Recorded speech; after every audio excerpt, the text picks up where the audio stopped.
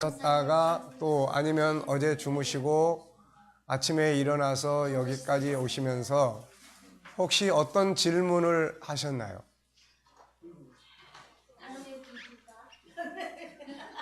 무슨? 무엇이라고요? 나는 왜 이렇게 이쁠까? 아, 나는 왜 이렇게 이쁠까? 네. 행복이라는 단어를 많이 썼습니다. 네? 행복이라는 단어를 많이 썼고 목사님은 어떻게 이렇게 자신을 잘 아실까요? 오늘 하루도 행복해지자고 인사를 드린 것 같고요. 아, 그렇습니까? 그랬더니 남편의 반응이 어때요? 너무 좋아하시고요. 알러지 소마치까지 하고 왔습니다. 네? 사랑한다고 고백하고 왔어요. 아, 그러셨구나. 잘하셨습니다. 닭살 같은 걸 안 주더라고요. 그러니까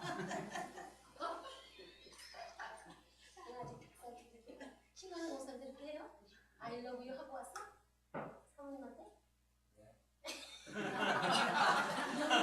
영혼이 없는 얼굴 표정이죠? 영혼이 없는 대답이 이제 하겠다고. 예, 남이 하거나 안 하거나 신경 쓰지 마시고 좋은 시간입니다. 나는 보다 이 G7을 우리가 제대로 하려면 어른의 티를 벗어버리고 아이로 돌아가야 됩니다. 아이로. 예수님이 왜 천국을 가르치실 때마다 어린 아이를 앞에 놓고 이렇게 말씀하셨는지를 우리가 가만 놓고 보면 이제 이 어른들이 나이 드신 분들이 G7을 하기가 참 어려워해요. 그 이유는 자기의 지금까지 살아온 틀을 이제 그걸 내려놔야 되기 때문에 사실 우리 같은 경우도 뭐 수십 년씩 살아온 그런 어떤 자기의 틀이 있는데 그거를 이렇게 다 내려놓고 정말 어린아이와 같이 이야기하고 소화시키고 한다는 게 참 쉬운 일이 아니에요. 그러니까 우리 스타일은 주로 뭐냐면은 잘 배워가지고 가서 잘 가르치고 그리고 나답게 그냥 권위주의적으로 권위를 내세우면서 그냥 어른스럽게 소리도 지르고 막 명령하고 막 이래야 이게 살맛이 나는데 그게 아니고 다 내려놓고 상대방의 의견을 존중히 여기고 또 뭐 미안합니다, 사랑합니다, 또 뭐 이런 말들도 해야 되고 뭐 내가 잘못한 거 있으면은 이야기해봐, 또 내가 사과하고 뭐 이런 것도 하려면은 이게 참 여간 어려운 게 아니에요 이게. 근데 일단 한번 자기를 내려놓기 시작을 하면은 또 못할 것도 없어요 이게. 왜냐하면 인간은 본성을 그런 성품을 가지고 있기 때문에 다 할 수가 있습니다. 그래서 부자지간의 소통이나 나이가 들어갈수록 부자지간의 소통이 잘 안 되잖아요. 그게 이제 항상 경직된 속에서 이제 살아왔기 때문에 이제 잘 안 되는 거예요. 그러니까 이런 거를 어느 날 딱 내려놓고 나면 뭐 자연스럽게 다 이제 될 수가 있는 거죠. 그래서 그 고정관념의 벽을 깨면 나사로가 살아나오는 것처럼 우리 안에 있는 하나님의 성품이 밖으로 이제 나올 수가 있습니다. 근데 이제 특히 우리 목회자들이 그 벽을 깨는 게 참 힘들어해요. 보면은 우리는 항상 가르치는 입장에서 왔고 또 그거를 지시하고 명령하고 하는 틀 속에서 왔기 때문에 그게 잘 안 되는데, 근데 그게 안 되면 그 테두리를 못 벗어납니다. 그리고 이 시대의 목회자관, 앞으로 다음 세대의 지도자로서의 어떤 그런 부분들이 이제 쉽게 말해서 요즘 적폐, 청산 뭐 이런 말 많이 하잖아요. 그러니까 이제 도태돼 가는 쪽에 있어야지 리더십을 발휘하지 못하는 거예요, 이게. 그러니까 그런 부분들을 여러분들이 스스로 이렇게 변화를 시도하는, 내가 변화가 되면 변화를 이끌어갈 수가 있어요. 근데 내가 그 틀에서 변화를 주도하지 못하면 결국은 그런 방향으로 세상이 흘러가기 때문에 이제 우리가 주도적인 것보다는 이제 끌려가는, 그리고 도태되는, 사람들에게 소외당하는, 부모 자녀도 마찬가지예요. 옛날 부모는 돈 벌어서 잘 키워주고 학교 보내주고 용돈 주고 옷 사주고 뭐 장난감 사주고 그러면 좋은 부모였어요. 근데 지금은 그런 부모상을 가지고는 요즘 아이들은 못 이끌어갑니다. 네. 아이들과 소통이 안 되는 부모는 못 이끌어가는 거예요, 이게. 그래서 그런 부분들을 우리 스스로가 이렇게 훈련하고 만들어 나가는 것이 중요한데 G7은 이제 그런 걸 이제 훈련하는 거죠, 이게.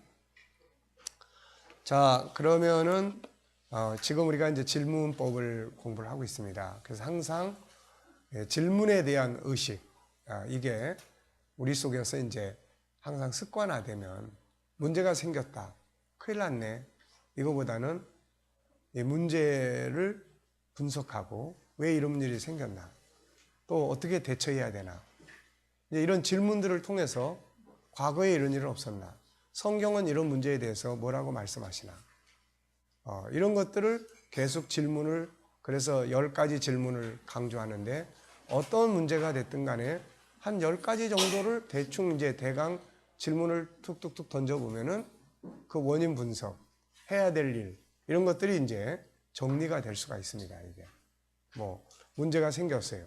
왜 왔나? 원인이 뭔가? 나로부터 말미암은 건가? 상대로부터 온 건가? 또 아니면은 뭐 자연스러운 건가? 그러면 어떻게 하는 것이 합력해서 선을 이루도록 만들어 가는 것일까? 내가 바꿔야 될 부분은 뭔가? 오늘 당장에 내가 해야 될 부분은 뭔가? 이런 이제 몇 가지 질문을 쭉 해보면 이게 쭉쭉쭉쭉 다 나와요, 이게. 그러니까 그런 부분들이든 내 삶이 무덤덤해, 무기력하고 별로 재미도 없고, 그러면 이제 이대로 살아도 되는가, 이거. 응? 그러면은 이게 왜 재미가 없나? 왜 재미가 없죠? 변화가 없기 때문에 재미가 없는 거예요.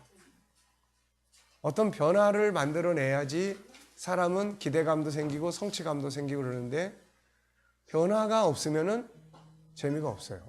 그 무기력증에 빠지는 거예요. 그래서 그러면 어떻게, 어디서부터 어떤 변화를 줄 수 있을까? 또 변화를 하기 위해서 나 혼자만 힘으로 안 되니까 나를 도울 수 있는, 이런 문제를 좀 같이 도와줄 수 있는 사람은 누가 있나? 네. 이런 것들을 이렇게 질문을 쭉 하다 보면 이제 그 속에서 또 빠져나올 수가 있습니다.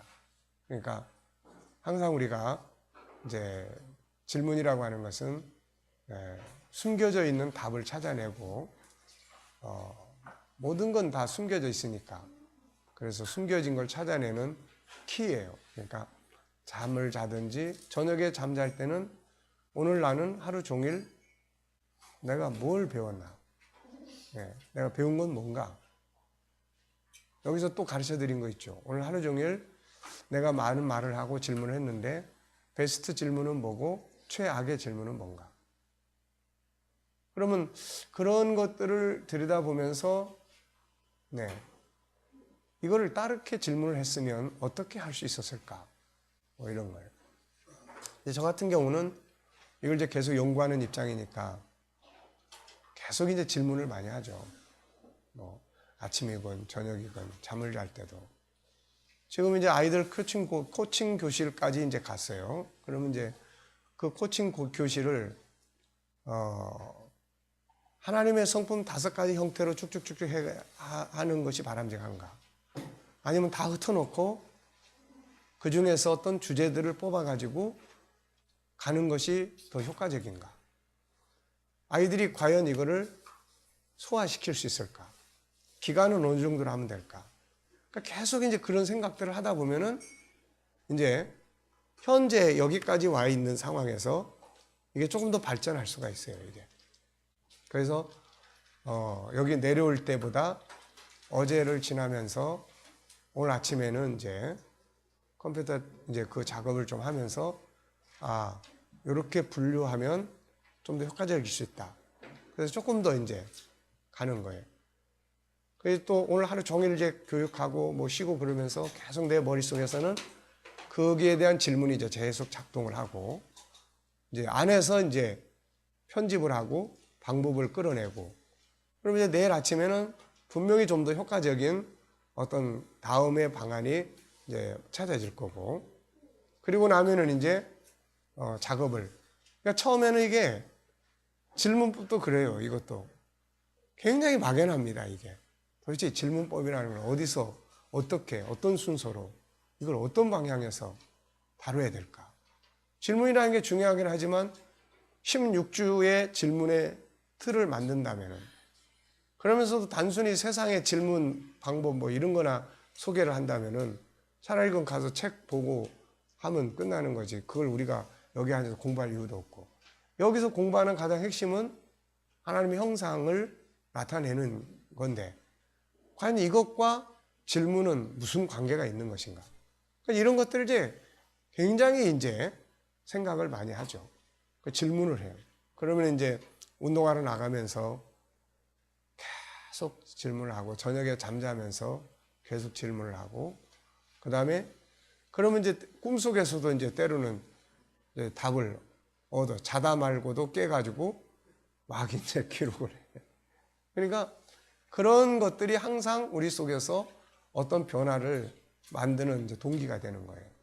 그래서 항상 질문하는 것을 습관화해라. 이게 학문적으로만 공부를 할 일이 아니고 항상 더 나은 변화는 뭔가.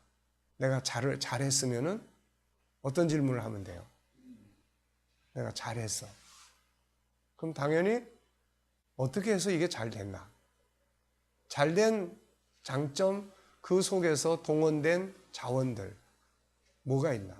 그러면 그게 다음에 이제 좋은 사용할 수 있는 이제 경험이 되는 거예요. 그러면 이제 여기서 더 발전할 수 있는 방법은 뭐가 있나? 여기서 또 새롭게 변화를 준다면 어떻게 해볼 수 있을까? 그러니까 이런 걸 통해서 잘 됐으면 잘 된 데서 더, 왜냐하면 우리의 발전은 어디까지 간다고 그랬어요? 우리의 발전의 마지막 최종적 선은 하나님 나라예요. 천국이 임할 때 더 이상 발전할 필요성이 없게 되고, 그 이전까지는 천국에 대한 목표가 있기 때문에 우리 본성이 계속 뭔가를 추구해 가고 하는 거예요. 그러니까 우리가 권태감이 온다, 재미가 없다, 무기력에 빠져 있다, 인생이 하나도 뭐 의미가 없다, 이거는 본성에서 느껴지는 거예요. 이게 본성에서. 그러니까 우리는 계속 추구를 해야 돼요. 변화에 대한 추구를 해야 됩니다. 계속 그렇게 해야만 우리 안에서 생동감이 있는 거예요. 살아 움직이는 거예요. 네. 그러니까 그게 왜 그러냐면은 우리 안에는 천국이 들어있어서 그래요. 그 천국을 찾는 거예요. 그게 천국을 찾는 것이 우리한테는 어떤 모습으로 나타나냐면은 변화를 추구해 가는 거예요. 인간은 이미 이루어 놓은 일에 대해서는 재미를 못 느껴요. 이미 내가 목표를 딱 완성해 놓은 거에 대해서는 흥미를 못 느낍니다. 마치 뭐와 같으냐면 애들이 그렇게 막 졸라가지고 딱 사줬는데 얼마 안 가가지고 쳐다보지도 않는다든지, 우리가 막 뭔가를 막 사고 싶어가지고 애를 써서 샀는데 나중에 갖다 놓고는 쓰지도 않는다든지, 그게 다 그런 데서 오는 거예요. 그러니까 뭔가 막 힘들어도 추구하고 그걸 향해서 목표를 세우고 막 달려갈 때는 뭔가 생동감이 있다가 막상 다 이뤄놓고 나면은 맥이 쫙 빠지는 거예요. 그걸 이뤘다는 즐거움은 잠깐이고 그 뒤에는 맥이 빠지는 거예요. 뭐야 이거 하면 다 될 줄 알았는데 뭐 이래 이거 이제 이렇게. 그거 왜 그래요? 인간은 계속 천국이라고 하는 목표를 향해서 가게끔 돼 있어요. 그러니까 계속 변화를 추구하고, 그게 우리의 열정이 식어지지 않게 만드는 비결이고, 그게 우리의 비전과 목표를 끝나지 않게 하는 비결이에요. 이게 하나님의 은혜고 축복이에요. 세월은 계속 흘러가는데 매일매일이 그냥 지옥 같고 매일매일이 아무 의미도 없고 즐거움도 없고 기대감도 없고 그렇다면 그 사는 재미가 하나도 없잖아요. 그러니까 오늘을 바탕으로 해서 내일은 내가 뭘 할 것인가, 앞으로 10년 뒤에는 내가 어떤 일을 하면서 살았으면 좋겠는가, 계속 이런 걸 추구해 나가는 거예요. 그러려면은 끊임없는 뭐가 필요해요? 질문이 필요한 거예요. 질문. 그래서 질문이라는 것은 마치 우리 인생을 변화시키고 발전시켜가는 엔진과 같은 역할을 해요. 기관차와 같은 역할을 합니다. 그러니까 항상 질문을 던져요. 네. 아시겠죠? 그래서 여러분들이 이번 공부를 마치고 질문의 습관이 들려야 돼요. 질문. 질문. 그리고 나쁜 질문 하면 안 되고 따지는 질문. 막 자기가 뭐 좀 잘했다고 이야기를 하는데 야 그것도 자랑이라고 하냐? 뭐 이런다니. 네. 대단해. 어떻게 그렇게 할 수 있었지? 네. 이런 거예요. 그러니까 이런 것들이 이제 존귀하게 여기는 질문이고 더 하고 싶도록 만드는 질문이고 네, 그래요. 이게. 그러니까 그런 질문의 습관을 우리가 늘 들이는 것이 중요하다. 자, 그래서 오늘도 계속해서 여러분들이 그런 질문을 이제 계속 뭘 보든지 가든지 앉든지, 뭐 남을 자꾸 무시하고 또 비하하고 이런 질문 말고, 남을 궁지에 몰아놓고 막 이런 질문 말고, 내가 질문을 함으로써 그 사람이 존중이 여김을 받는다는 느낌을 받을 수 있는 그런 질문, 이런 것들을 우리가 이제 훈련을 해야 됩니다. 자, 오늘 저희 6장, 자 1장에서는 뭐 다뤘죠? 1장 질문의 무엇인가, 2장 질문의 힘, 3장 질문의 기술 14가지가 있었죠. 그 다음에 4장은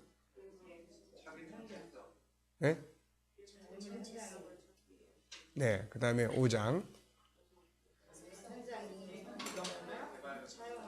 네, 5가지 성품에 대한 부분.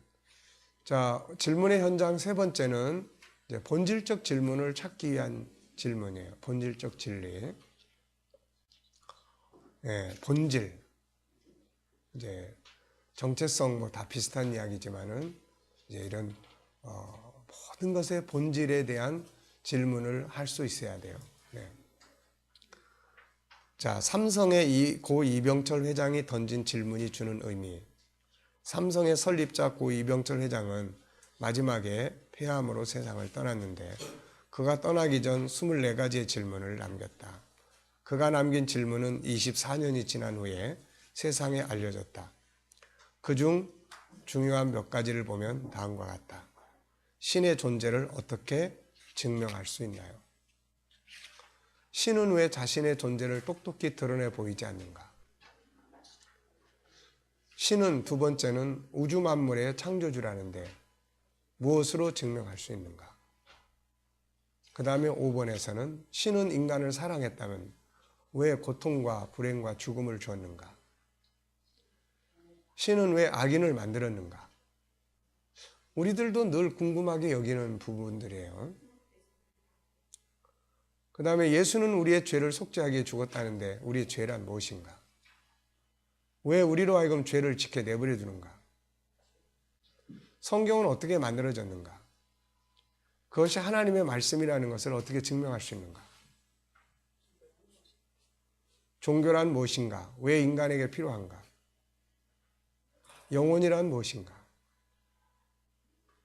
인간은 죽은 후에 영혼은 죽지 않고 천국이나 지옥으로 간다는 것을 어떻게 믿을 수 있는가? 신앙이 없어도 부귀를 누리고 악인 중에서도 부귀와 안락을 누리는 사람이 많은데 신의 교훈은 뭔가? 성경의 부자가 천국에 가는 것을 약대가 바늘구멍으로 들어가는 것으로 비유했는데 부자는 악인이란 말인가? 지구의 종말은 오는가? 네. 이 외에도 여기 이제 뭐 빠진 것들은 일반적인 이제 뭐 질문들이고, 이 사람이 이제 천주교에 대한 질문들을 또 여러 개 했어요. 천주교. 그래서 어쨌든 그 중에서 이제 본질적인 것들을 추구하는 그런 질문들을 여기 소개를 했습니다. 근데 이 질문 24가지를 가장 잘 써먹는 곳이 신천지예요. 그래가지고 인터넷 속에 들어가면은 이거를 주석을 달고 해석을 해놓은 사람이 기존 목회자들이 써놓은 건 거의 없고, 이제 신천지 이만희 그쪽에서 써놓은 답이 다 나와 있어요, 거기에. 그러니까 하여튼 그 사람들은 이런 거를 잘 사용을 해요.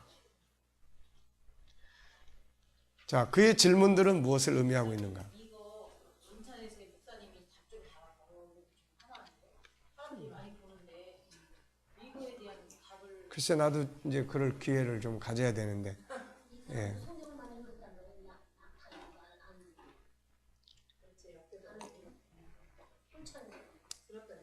자, 어쨌든 그는 여기서 지금 무슨 질문을 하고 있어요?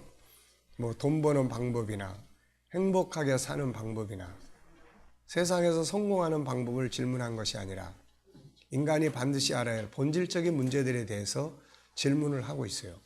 그게 무엇인가? 결국 죽음의 문제, 영혼의 문제, 사후의 문제들이다. 세상을 떠나야 할 시점에서 이보다 더 중요한 질문이 있겠는가? 그가 좀 더 이런 일찍 이런 질문을 던졌다면 얼마나 좋았겠는가?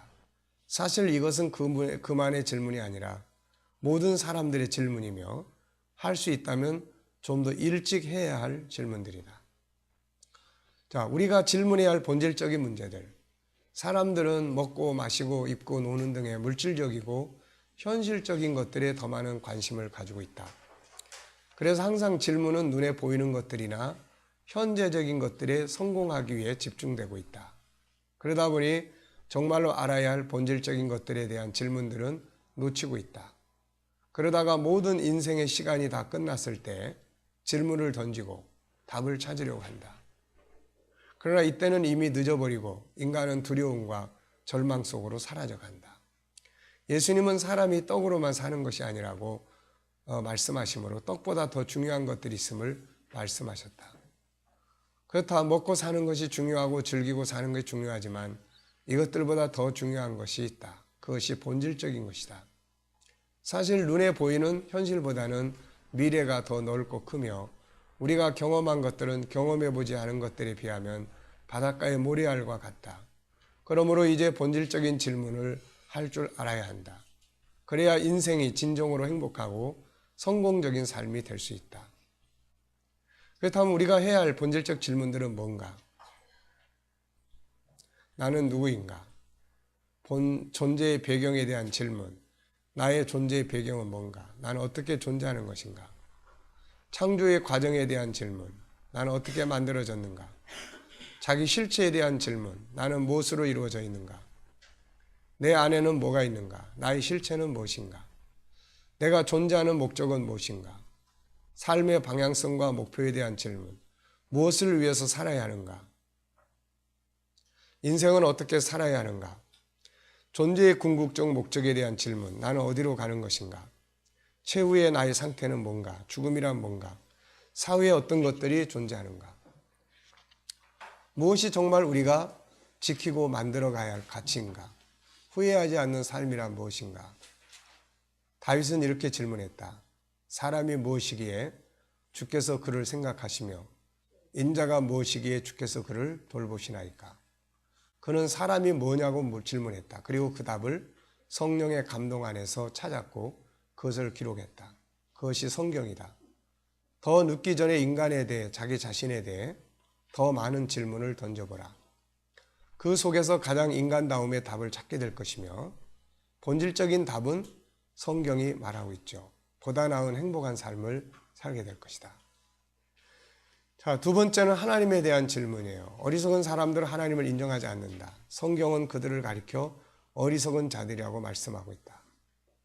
자, 한번 다 같이 읽어보시죠.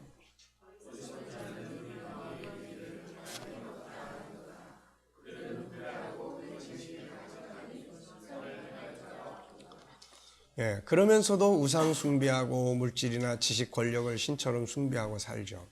인간은 신을 떠나서는 살 수 없는 자들이다. 그러므로 좀 더 일찍 하나님을 찾고 만나고 소통하기 위하여 더 많은 질문들을 할 수 있어야 한다. 전도서 12장 1절에는 너는 청년의 때에 너의 창조주를 기억하라. 다 이런 날들이 지나가기 전에 그리하라고 이야기를 하죠. 자, 그래서 하나님에 대한 질문을 우리가 많이 해야 됩니다. 하나님은 누구신가? 어떤 분이신가? 그의 성품은 어떤 것인가? 그분을 어떻게 섬기하는가? 그분을 만나기 위해 필요한 건 뭔가? 예수님 누구인가? 그분이 나와 어떤 관계가 있는 것인가? 십자가는 무엇인가? 그것이 나와 무슨 상관이 있는가? 성령의 역사는 무엇이며 어떻게 그분과 소통할 수 있는가? 나의 신앙은 살아있는 신앙인가? 죽은 신앙인가? 나는 그분 앞에 어떤 모습으로 서게 될 것인가? 어떻게 헌신할 것인가? 믿음의 결과는 뭔가? 이런 상태로 가도 괜찮은가? 어떻게 하나님과 더 좋은 관계를 가질 수 있을 것인가? 내가 하나님을 아는 일에 얼마나 전문가가 되고 있는가? 내가 하나님과 하나 되는 과정들이 뭔가? 나는 하나님과 어떤 소통이 있는지, 그분이 기뻐하시는 일은 뭔지, 예배 시스템을 어떻게 바꾸면 영적인 모임이 더 잘 될 수 있는지, 말씀을 어떻게 나누면 더 효과적이 될 수 있는지, 봉사를 어떻게 하면 더 효과적인 봉사가 되는지, 봉사받는 상대방의 입장은 무엇인지, 불편해하고 있지는 않는지, 성경은 어떤 책인가, 내게 주는 복은 무엇인지, 어떻게 활용해야 할 것인지. 사실 KDM의 제자훈련 프로그램은 이런 수많은 질문을 통해서 찾아낸 답이다. 질문은 답을 찾게 한다. 신앙의 발전을 원한다면 발전을 위한 질문을 던져보라. 성장을 원한다면, 더 알기를 원한다면 그것을 위한 질문을 던져보라. 우리가 이런 질문을 던진다면 전능하신 하나님, 십자가 예수님, 거룩한 성령님을 더 깊이 알게 되고 만나게 될 것이다. 안타깝게도 현대의 많은 신앙인들은 이런 질문을 잃어버리고 있다. 질문을 잃어버리고 있어요. 그래서 늘상 듣고 가서 자기 식대로 살고 와서 또 잘못했다고 회개하고 그 다음에 또 듣고 또 가서 또 자기 고집 그대로 살고 그 다음 또 와서 또 회개하고 이런 식이에요. 그걸 못 바꿔요. 나는 왜 맨날 회개만 해야 되는가? 회개라는 게 과연 뭔가? 회개라는 게 과연 뭔가에 대한 질문을 몇 번만 하면 그 사람은 회개를 말로만 안 하게 돼 있어요. 삶을 바꾸게 돼 있다고요. 근데 그런 질문을 안 한다고. 네. 내가 오늘 교회를 가면 어떻게 은혜를 받을 수 있을까? 은혜 받는 자세는 뭔가? 이런 질문을 조금만 해도 와서 은혜 받을 수 있도록 자기가 준비를 해요. 근데 그냥 와. 그냥 와서 그냥 자기 식대로 예배 참석하고 그러고 가. 그 다음 주일도 그렇게 하고. 이러니 거기에 새로운 변화를, 은혜 받는 방법들을 못 찾아내는 거예요. 그러면서 은혜가 없다, 뭐가 떨어졌다, 이런 것들을 다 문제 삼고 막 그러잖아요. 그래서 성도들이 이런 질문을 하는 훈련을 해야 됩니다. 내 신앙은 이대로 가도 괜찮은 건지, 네. 좀 더 업그레이드 시키기 위해서는 뭐가 필요한 건지, 이런 거예요. 하루를 시작하면서 주님, 오늘 하루를 어떻게 주님과 소통하며 살 수 있을까요? 저녁에 잠자리에 들면서 주님, 오늘도 주 앞에 부끄럽게 행한 것들 없나요? 이런 질문을 한다면은 그 사람의 삶은 굉장히 신앙화되겠죠. 네. 세 번째는 만물의 존재 배경과 만물이 움직이는 이치에 대한 질문. 세상의 모든 만물은 존재하게 된 배경이 있고 과정이 있어요. 저절로 된 것들이 아니에요. 그리고 만물 속에는 움직이는 질서와 규칙이 들어있어요. 그래서 하나님께서 내가 주야와 맺은 언약, 천지의 법칙, 이런 말씀을 하죠. 근데 이 모든 것들은 다 어떻게 합니까? 숨겨져 있어요. 그런데 이것들을 찾아내야 돼요. 언어의 질서를 아는 사람들은 언어를 아무렇게나 안 합니다. 말을 아무 말이나 안 해요. 그 말이 어떤 법칙을 가지고 있다는 걸 알면 그 언어를 아무 말이나 쓰지 않죠. 그 말이 가지고 있는 법칙을 모르기 때문에 그냥 습관화된 대로 아무 말이나 막 하는 거예요. 그래서 언어가 가진 행복의 법칙이 불행의 법칙처럼 바뀌어버리고 있는 거예요. 많은 사람들이 숨겨진 비밀을 찾아서 현실에 적용함으로 성공을 만들어내요. 구글, 페이스북 이런 애들은 다 숨겨진 네트워크 질서를 사용한 사람들이에요. 에디슨이나 아인슈타인이나 이런 사람들은 다 숨겨진 우주의 법칙들을 찾아냄으로써 유명한 사람들이 된 거죠. 물론 답을 찾되 잘못된 답을 찾으면 안 된다. 이 모든 것들의 정답은 성경이 말씀하고 있다. 그런 면에서 욥기서 38장에 41장은 만물의 존재와 창조 그리고 그들이 존재하는 이치를 사람에게 알게 하시려고 하나님이 질문을 던져주시는 내용이 보여주고 있다. 이게 철학이고 과학이다. 이 속에 나타나는 질문들을 살펴보면서 우리 역시 만물과 그 안에 들어있는 이치를 깨닫기 위해 질문을 만들어 사용해보자. 이게 하나님이 물어보시는 거예요. 만물의 이치에 대해서. 네. 그러니까 소통은 어제도 이야기했지만 주님이 우리한테 물어보세요. 이렇게. 이 땅에 계실 때만 물어보신 게 아니에요. 구약에만 하나님이 물어보신 게 아니에요. 지금도 그분은 우리 안에서 물어보세요. 이렇게. 네 생각은 어떠냐? 뒤를 돌아봐라. 목회가 힘드냐? 뭐 굉장히 많은 질문들을 그분이 우리한테 하세요. 네가 알고 있는 것이 다라고 생각하느냐? 네. 지금 네가 하고 있는 그런 부분들이 뭐냐? 너는 종이냐 주인이냐? 제가 이제 교회를 이전하고 여러 가지 그런 이제 교회 문제 때문에 고민할 때 그분이 나한테 주신 질문이 그예요. 네가 주인이냐 종이냐? 저는 주의 종입니다. 그래. 그러면은 너는 그냥 네 할 일만 해. 여기에 대한 책임은 내가 다 가는 거야. 그 답이 나를 그때 당시에 막 우울증이 오더라고요. 그런 문제 때문에. 아 진짜 그렇네. 이건 내가 주인 일까지 하려고 그러니까 이 고민이 되는 거예요. 그러니까 그런 우리가 은혜의 소통을 갖다 보면은 그래 질문을 하세요. 야, 네 정체성이 뭐냐? 저는 목사인데요. 목사는 어떻게 살아야 되는 거야? 이런 거 물으세요. 그러니까 그런 부분들에 대한 소통이 예수님 당시에도 제자들한테 항상 물어보셨잖아요. 그래서 신앙은 살아계신 인격자와 나와의 소통이에요, 이게. 그래서 이때 당시도 하나님 묻습니다. 2절에 보면 무지한 말로 생각을 어둡게 하는 자가 누구냐? 4절에 내가 땅에 기초를 놓을 때 네가 어디 있었느냐? 예. 네가 뭘 안다고 그런 소리 하냐? 이제 그런 이야기죠. 우리가 세상 사람들하고 인생의 문제를 논할 때 이런 질문을 많이 합니다. 당신이 만들어질 때 옆에서 지켜봤느냐? 우리는 모르는 거다. 당신이 만들어질 때, 당신이 잉태된 후에 당신의 어머니조차도 최소한 2, 3주, 한 달 뒤에나 잉태를 느끼지만 그 안에 들어있는 존재를 못 본다. 10달이 넘어야 밖으로 나온 다음에 보는데 그것도 겉모습만 보는 거지 속에 있는 모습은 못 보는 거다. 그러니까 그런 이치를 물어보는 거예요. 누가 그것의 도량법을 정하였는지, 누가 그 줄을 그것에 위에 띄었는지 네가 아느냐? 네. 그것의 주추는 무엇 위에 세웠으며 그 모퉁이 떨을 누가 놓았느냐? 이런 철학적인 질문을 바탕으로 해서 과학자들이 그런 질서, 법, 규칙을 찾아내는 거예요. 과학이라고 하는 것은 결국 그런 법, 숨겨진 법, 질서를 그를 찾아내서 증명해 주는 거죠. 과학이라는 것. 바다가 모태에서 터져 나올 때에 문으로 그것을 가둔 자가 누구냐.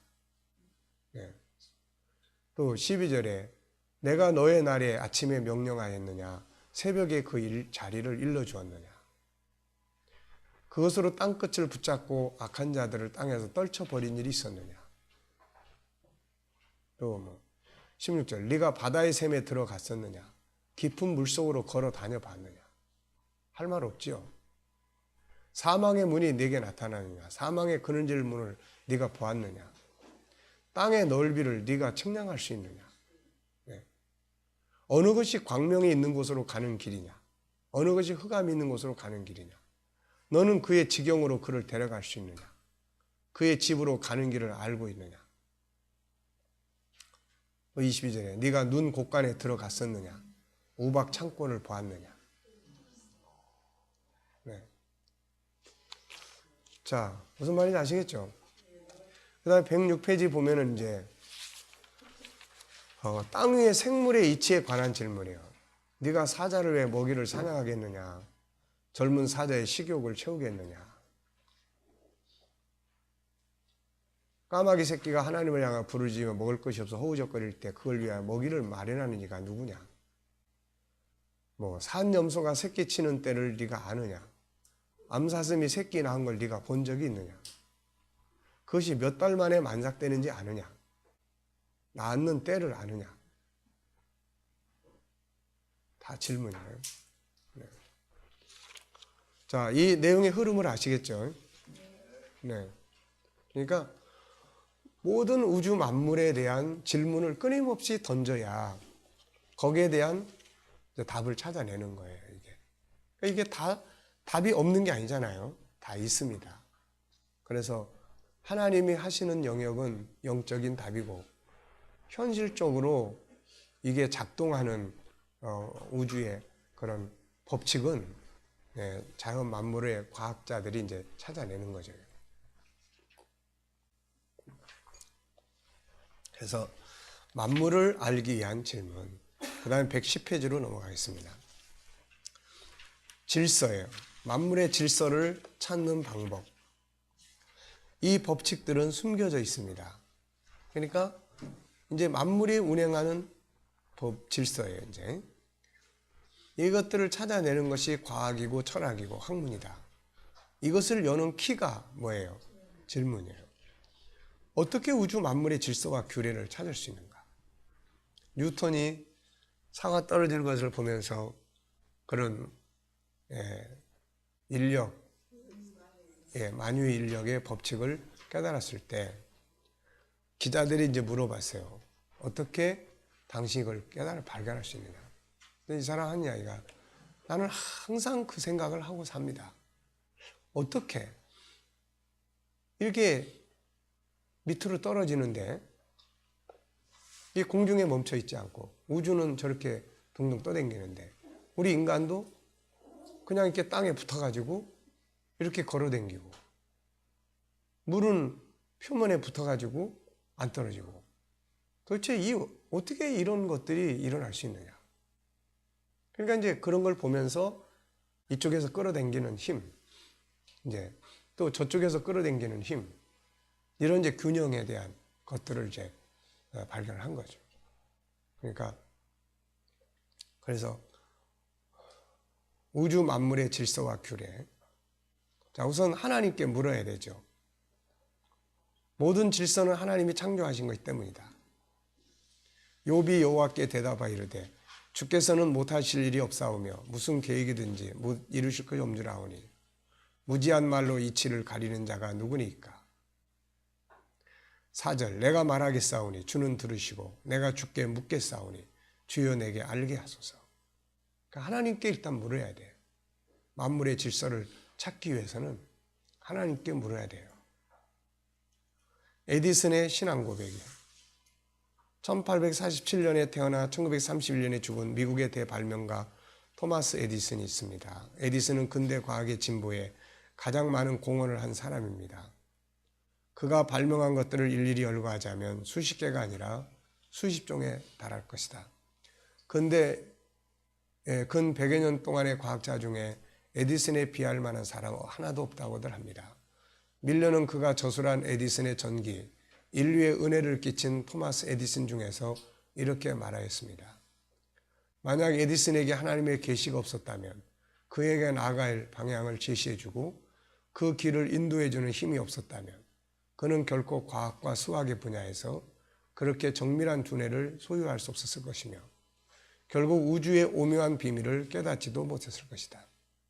천체 행성은 일정한 궤도 위에서 1000만 년을 하루같이 쉼없이 움직이고 있다. 여러 가지 조화로운 기이함, 생활 가운데 있는 많은 특이한 것들, 그리고 동물, 식물, 광물에서 나타나는 하나님의 기묘함은 도저히 헤아릴 수 없는 것이다. 그러나 이러한 것들을 보고 에디슨은 우주에는 분명히 전지전능하시고 지존하신 하나님이 계시다는 걸 믿게 되었다. 한 번은 에디슨이 그의 친구 라드롭과 다음과 같은 이야기를 하였다고 전해집니다. 에디슨이 나는 각각의 원자가 어떤 지혜에 의해 다스림을 받고 있기 때문에 그 수많은 변화와 조화를 이루고 있다고 생각하네. 그러자 친구 리드롭이 그렇다면 그 지혜는 어디로부터 오는 것인가 라고 묻자 에디슨은 그러한 지혜는 우리보다 훨씬 위대한 능력으로부터 오는 것이지. 그럼 자네는 전능하신 창조자 하나님을 믿는다는 말인가 라고 다시 친구 리드롭이 묻자 에디슨은 물론이지 하나님의 존재는 화학을 이용해서도 증명할 수 있을 걸세 라고 대답했다고 합니다. 오렌지에 있는 그의 실험실에는 그가 쓴 한 편의 좌우명이 걸려 있는데 그 내용 가운데 다음과 같은 구절이 있다고 합니다. 나는 전능하시고 만유에 충만하시고 높고 지전하신 그분 하나님의 존재를 굳게 믿는다. 그래서 그는 천재는 99%의 노력과 1%의 영감으로 되는 것이라고 했다. 100% 인간의 노력만으로 안 되는 것을 고백하고 있는 것이다. 숫자상으로는 99%가 1%보다 크지만 그 1%가 결정적인 것이라면 99%보다 더 중요한 것이다. 천재 과학자도 이것을 알고 있었기에 하늘의 계시, 영감, 하나님의 계시와 영감을 고백한 것이다. 그러니까 하나님이 만물을 지으신 가장 위대한 지혜자가 밝혀주지 않으면 인간이 알 수 없다는 거죠, 이게. 네. 그 다음에 두 번째는 스스로에게 물어야 된다. 생각의 기능은 이것을 위해서 하나님이 주신 것이다. 생각 속에서 스스로 물어야 한다. 만물의 이치를 생각하고 그것에 대해 질문하고 생각해야 한다. 사과가 떨어지는 것을 보고 만유인력을 발견한 뉴턴을 향해 누가 물었다. 어떻게 이런 놀라운 사실을 발견하게 됐습니까? 그는 이렇게 말했다. 저는 늘 생각하고 살았으니까요. 여기서 생각하고 있다는 것은 늘 질문하고 있었다는 이야기죠. 우주에서 근본적인 중대 질문은 무엇일까? 바로 암흑물질이 무엇이며 물질과 반물질 사이의 비대칭이 어디서 왔는가라는 질문이라고 생각합니다. 지난해 연구에 착수한 IBS 최초의 외국인 연구단장인 야니스 세메리치디스 박사가 이렇게 자문자답하며 자신의 연구가 우주의 미스터리인 암흑물질 그리고 물질과 반물질 사이의 비대칭과 관련이 있다고 설명했다. 그러니까 끊임없는 질문이에요. 도대체 이건 어디서 왔을까? 어떻게 저것들이 서로 충돌하지 않고 저렇게 그 넓은 우주에서 충돌하지 않고 저 많은 별들이 저렇게 움직일 수 있을까? 그럼 보이지 않는 질서가 있다는 이야기라는 거죠. 네, 이런 부분. 세 번째는 자연 만물에게 물어야 한다. 모든 만물을 대할 때 그냥 지나쳐서는 안 된다. 이름이 뭔지, 그 안에는 어떤 특징이 들어있는지, 얘는 왜 존재하는지, 인간이 어떻게 사용할 수 있는지 등에 관심을 갖고 묻고 들여다보아야 한다. 오늘도 수많은 현장에서 그들의 비밀을 밝혀내고 그것을 통해서 문명을 발전시켜가고 있다. 수많은 과학자, 수학자, 사업가들은 숨겨져 있는 만물의 질서를 찾아서 그것을 응용함으로써 성공을 만든 사람들이죠. 자, 보이지 않는 세계, 영생에 대한 질문. 이 세상에는 보이는 것보다 보이지 않는 세계가 더 넓다. 우리가 볼 수 있는 우주의 영역은 불과 5%에 불과하며 나머지는 볼 수 없는 흑암 속에 있다고 한다. 그러니까 우주에서 빛나는 영역은 5%라고 그래요. 나머지 95%는 어두움이라고 합니다. 그러니까 그 어두움 속에는 어떤 물질이 뭐가 있는지 모르는 거죠. 이처럼 볼 수 있는 것보다 볼 수 없는 것이 더 많다. 자, 아침에 이제 여러분들 김밥을 잡수시면서 여러 가지 생각들 하셨겠지만 저는 그 김밥을 먹어보면서 왜 어떤 사람은 이 김밥을 가지고 대박을 터뜨리는 사람이 있고 왜 어떤 사람은 맨날 똑같은 김밥을 만들어낼까? 네. 만약에 조금이라도 더 이 김밥을 좀 더 새롭게, 좀 더 맛있게, 좀 더 김밥을 만들어 볼 방법은 없을까? 그럼 틀림없이 방법은 있는 거예요. 우리가 생각의 기능에서 공부한 것처럼 플러스 마이너스 방법. 뭘 넣고 빼느냐에 따라서, 네. 우리가 브레인스토밍에서는 뭘 이야기합니까? 브레인스토밍에서는 뭘 집어넣고 빼느냐에 대한, 또 결합에 대한 이런 거 이야기하잖아요. 그러니까 그냥 방법을 안 찾는 거예요. 그러면서 왜 손님이 안 오지? 왜 사람들이 이 물건이 안 팔리지? 그러고 산다는 거죠, 이게. 그러니까 방법을 찾아야 돼요. 구해야 돼요. 우리는 구하라는 말을 그냥 하나님 앞에 요구하라는 말로만 생각을 하지만 그게 아니에요. 이 숨겨진 모든 만물의 원리, 하나님의 창조의 원리와 그 속에 들어있는 것들을 계속 구해야 돼요. 찾아야 되는 거예요. 문을 두들기고. 그러면 더 나은 김밥을 만들 수 있어요. 그러면 더 나은 성공을 이룰 수가 있는 거죠, 이게. 네. 물건을 놓는 위치만 바꿔도 훨씬 물건이 좀 더 가치가 있게 보이는 거예요. 네. 어떤 그릇에다가 그것을 담아놓느냐에 따라서. 근데 항상 똑같은 그릇에, 똑같은 위치에, 똑같은 환경에 그대로 놓으면 일단 먹는 사람들에게 새로움이 없어요. 새로움이. 그래서 어떤 사람들은 집안에 배치된 가구도 새 가구를 사는 게 아니고 바꿔, 봄, 여름, 가을, 겨울에. 네. 그걸 통해서 뭔가 새로운 것을 만들어내는 거죠. 보이지 않는 세계 영생에 대한 질문. 이 세상에, 그래서 보이는 세상이 전부인가? 소크라테스나 플라톤이 끊임없이 질문한 게 이런 것들이에요. 보이는 세상이 전부인가? 보이는 세계가 보이지 않는 세계가 있다면 어떤 곳인가? 천국은 어떤 곳인가? 지옥은 어떤 곳인가? 천국인은 어떻게 살아야 하나? 천국과 나는 어떤 관계가 있나? 천국을 산다는 것은 무엇을 의미하는가? 나는 지금 천국을 살고 있는가? 우리가 하나님의 나라가 임한다는데 그건 무슨 의미일까? 현실적인 하나님의 나라가 내 삶 속에서 이루어지고 있는가? 안 이루어지고 있다면 이건 거짓말인가? 진실인가? 그러면 이루어지게 하기 위해서는 뭐가 필요한 것인가? 문제가 나에게 있는 건가? 환경에 있는 건가? 시간 조율에 있는 것인가? 이런 것들을 조금만 질문을 하면은 다 알 수가 있고 알고 그거를 활용할 수가 있는 거죠. 이 땅에 살고 있는 모든 인간들이 반드시 찾아야 할 곳, 만나야 할 곳이 바로 천국이다. 그런데 예수님은 이곳을 감추인 곳이라고 하셨다. 그래서 찾아야 된다. 물론 성경이 그 답을 제시해 준다. 신앙생활을 하는 사람이든 불신자든 반드시 만나야 할 곳이 천국과 지옥이다. 믿는 자들은 더 자세하게 알기 위해서, 더 구체적으로 만나기 위해서, 그리고 그것을 살기 위해서 더 많은 질문들을 던져야 한다. 그리고 성경 속에서 그 답을 찾아야 하고 성령의 감동 속에서 찾아야 하고 내 안에 있는 5가지 성품 속에서 깨닫고 찾아야 한다. 자, 세 번째, 질문과 성경. 인간은 질문을 하며 살도록 창조되었다. 처음에는 에덴 동산에서 5가지 성품을 가지고 만물을 다스리기 위해 필요한 질문들을 했다. 저건 뭘까? 하나님이 저걸 왜 만들어 주셨지? 쟤는 어떤 특징을 가지고 있나? 쟤는 어떻게 대해야 되나? 이런 것들이 이제 에덴 동산에서 했었던 질문이겠죠. 하나님께서 동물과 공중나는 새들을 다 모아놓고 이름 지어줘보라고 했을 때도 질문이 있었겠죠. 얘의 특징은 뭐고 얘에게 가장 적합한 이름은 뭔가?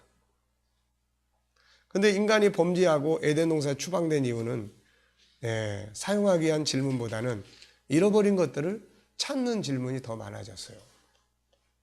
하나님이 계시는 거야, 안 계시는 거야? 네. 도대체 저 우주 속에는 뭐가 있는 거야? 인간 속에는 뭐가 들어있는 거야? 이런 거는 에덴 동산에서는 사용하기 위한 질문이었지만 추방된 다음에는 찾기 위한 질문이에요. 그러니까 질문을 더 많이 하죠. 찾았으면은 사용할 질문을 해야 되고. 네. 그래서 우리가 하나님의 성품 5가지를 질문한다는 것은 사용하기 위한 질문이에요. 네. 에덴 동산에 추방되는 모든 것이 다 감춰져 있어요. 신은 존재하는가? 우주 만물 어떻게 존재하는가? 나는 누구인가? 죽음은 왜 오는 것인가? 세상은 어떻게 존재하는가? 저 우주에는 뭐가 있는가? 세상 말고 또 다른 세상이 있는가? 있다면 그것은 어떤 것인가? 인간에게 왜 고통이 있는가? 인간은 왜 태어나고 병들고 죽는 것인가? 어떻게 행복하게 살 수 있는가? 수많은 질문들을 하기 시작했죠. 그리고 이 질문들을 통해서 문명은 발전해 왔어요. 그러나 인간의 모든 질문이나 특히 본질적 질문에 대해서 세상은 답을 줄 수가 없어요. 이 모든 것이 시작될 때 인간은 그곳에 없었고 인간 스스로 이 답을 찾을 수 없기 때문이에요.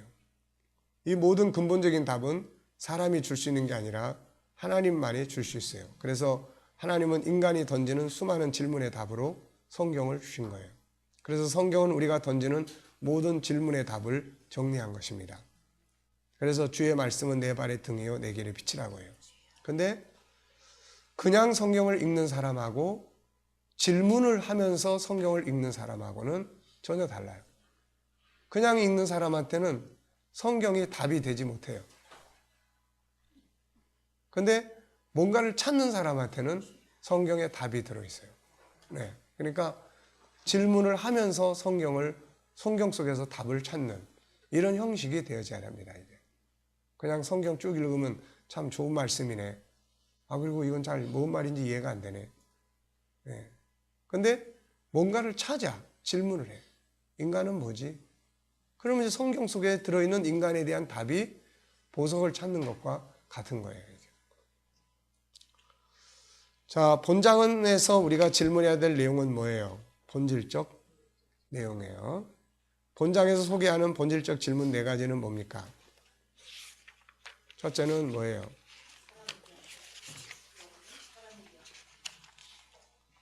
첫째는 인간에 대한 질문, 두 번째는 하나님에 대한 질문, 세 번째는 만물의 존재 배경과 움직이는 이치에 대한 질문, 네 번째는 보이지 않는 세계 영생에 대한 질문. 네, 보이지 않는 세계 영생에 대한 질문. 네, 이런 질문을 주로 하는 철학을 무슨 철학이라고 합니까? 실존주의 철학이라고 해요. 그리고 그걸 통해서 사람을 치료하는 것이 실존주의 심리치유입니다. 그래서 인간이 어떤 존재인지 이런 것들을 일깨워줌으로써 그 사람이 뭔가 그 속에서 자유함을 얻을 수 있는 이런 거죠. 죽음을 앞에 둔 사람에게 죽음의 진정한 가치를 일깨워주면 거기에서 자유를 얻게 되는 거예요. 네. 자, 아시겠죠? 네. 자, 10분간 휴식하겠습니다.